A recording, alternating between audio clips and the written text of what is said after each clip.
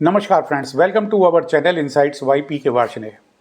दोस्तों, अभी कुछ समय पहले गर्मियों की छुट्टियों में मेरे ग्रैंड चिल्ड्रन आए हुए थे।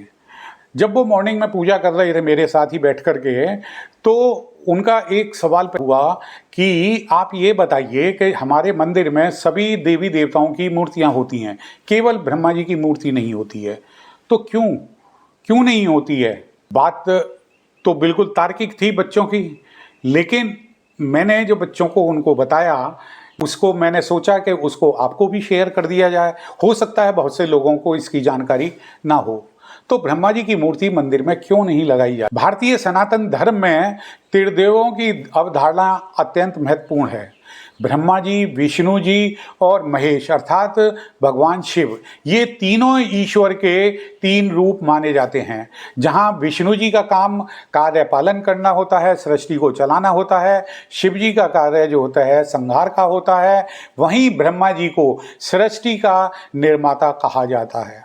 लेकिन एक सवाल हमेशा लोगों के मन में रहता है कि जब ब्रह्मा जी सृष्टि के रचयिता हैं, तो फिर उनकी पूजा मंदिरों में क्यों नहीं होती है? आखिर क्यों उनकी मूर्तियां मंदिरों में नहीं स्थापित होती हैं? यह प्रश्न केवल धार्मिक ही नहीं बल्कि ऐतिहासिक, सांस्कृतिक और दार्शनिक दृष्टिकोण से भी अत्यंत रोचक है। आइए इस विषय को विस्तार से समझते हैं।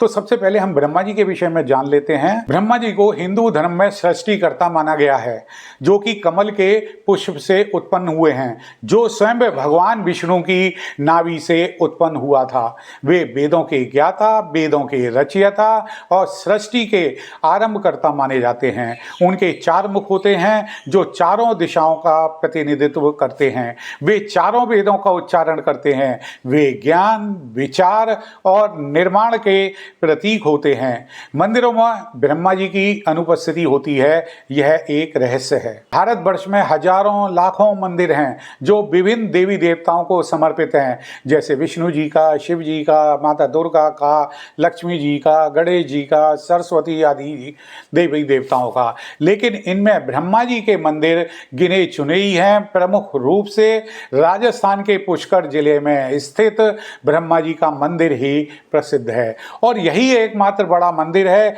जो उन्हें समर्पित है। यह बात धर्म प्रेमियों को बहुत चौंकाती है कि एक ऐसे देवता जिनकी भूमिका इतनी महान है, तो उनके मंदिर क्यों नहीं है? इसके कई पौराणिक कारण भी बताए गए हैं। हिंदू पुराणों में इस प्रश्न का उत्तर विभिन्न कथाओं के माध्यम से मिलता है।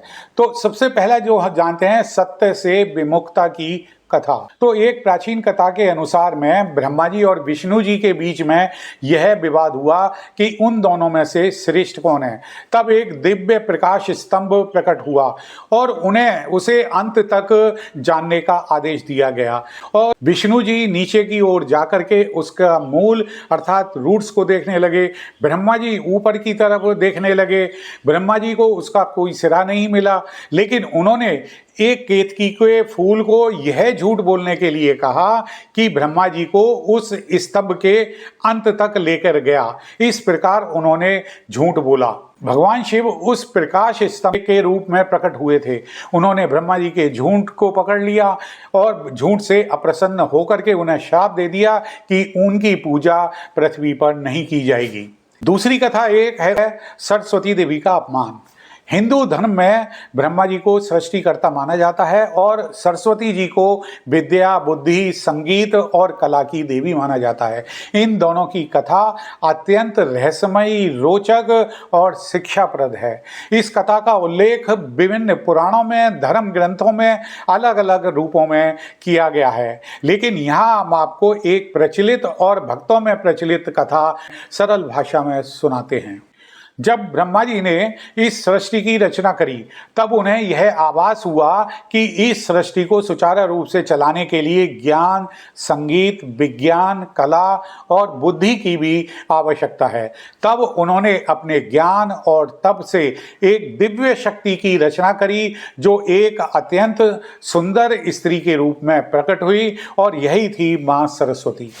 और इस प्रकार से सरस्वती जी ब्रह्मा जी की मानस पुत्री कहलाती हैं। वह श्वेत वस्त्रों में वीणा धारण करे हुए हंस पर सवार दिव्य रूप से युक्त थी। ब्रह्मा जी उनके तेज, सौंदर्य और ज्ञान से अत्यंत प्रभावित हुए।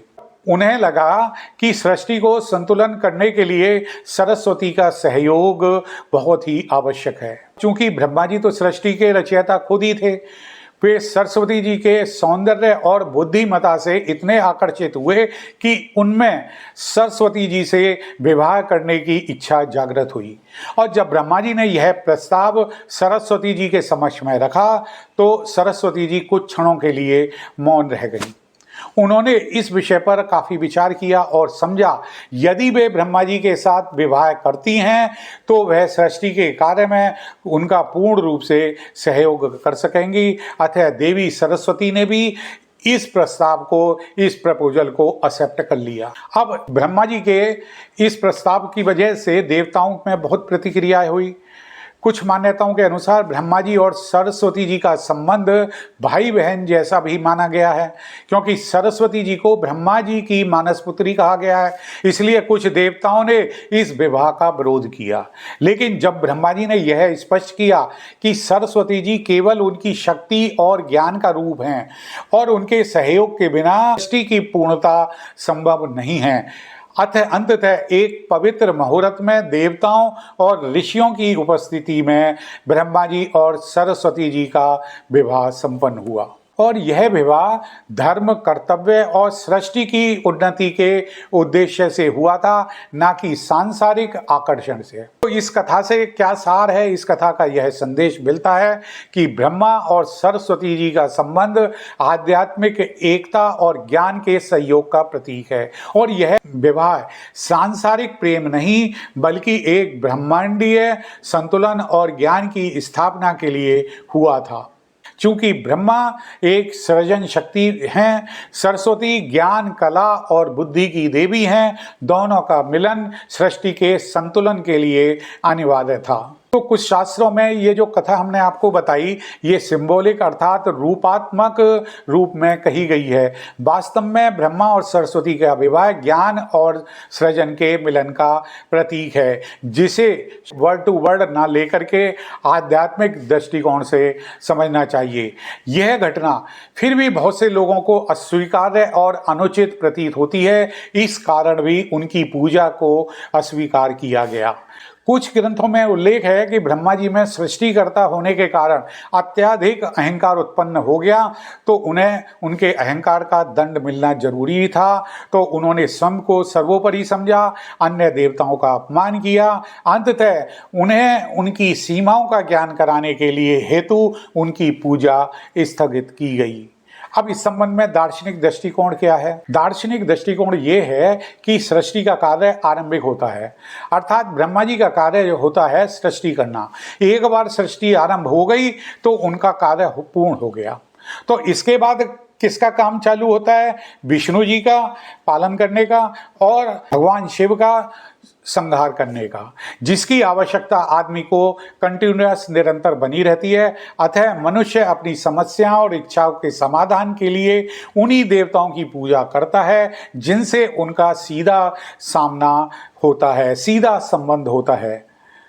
और ब्रह्मा जी की पूजा ज्ञान के माध्यम से करी जाती है। ब्रह्मा जी ज्ञान और वेदों के प्रतीक हैं। उनकी आराधना प्रत्यक्ष मूर्ति में ना हो करके ज्ञानार्जन के माध्यम से करी जाती है। जब हम वेद, पुराण, शास्त्र, संगीत, कला आदि की शिक्षा ग्रहण करते हैं तो वह भी ब्रह्मा जी की एक प्रकार से पूजा ही मानी जाती है। इस संबंध में ऐतिहासिक और सामाजिक पहलू भी हैं।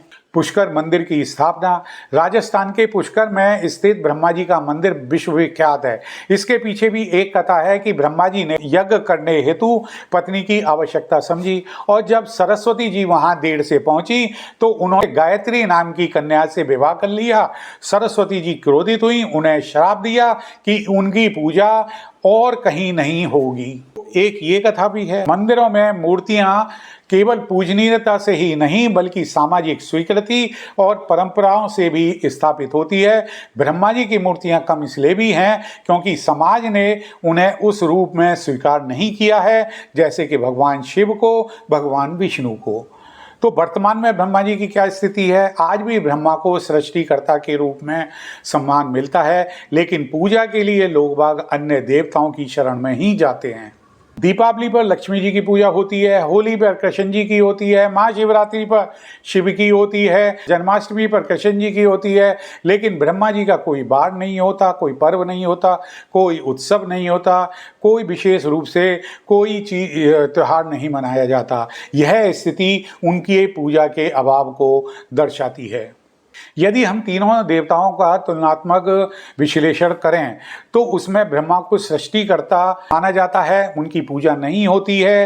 कारण क्या है? उन्हें श्राप और उनके कर्म की वजह से। विष्णु जो हैं पालनकर्ता माने जाते हैं सृष्टि के, उनकी पूजा होती है और वो होती है अवतारों के माध्यम से या मानवता से संबंध है, इसलिए उनकी पूजा होती है। भगवान शिव की पूजा क्या है? उनकी भूमिका संहारक की होती है, उनकी पूजा होती है और उसका कारण क्या होता है? भक्ति और तपस्याओं के माध्यम से उनकी पूजा करी जाती है। तो उससे क्या सार निकलता है कि ब्रह्मा जी की मूर्ति मंदिरों में न लगने के पीछे केवल एक कारण नहीं है, बल्कि यह अनेक धार्मिक, पौराणिक, दार्शनिक और ऐतिहासिक तत्वों का संयोजन है। उनका झूठ बोलना, अहंकार दिखाना, अनुचित कार्य करना जैसे कारणों ने उन्हें पूजा से वंचित किया।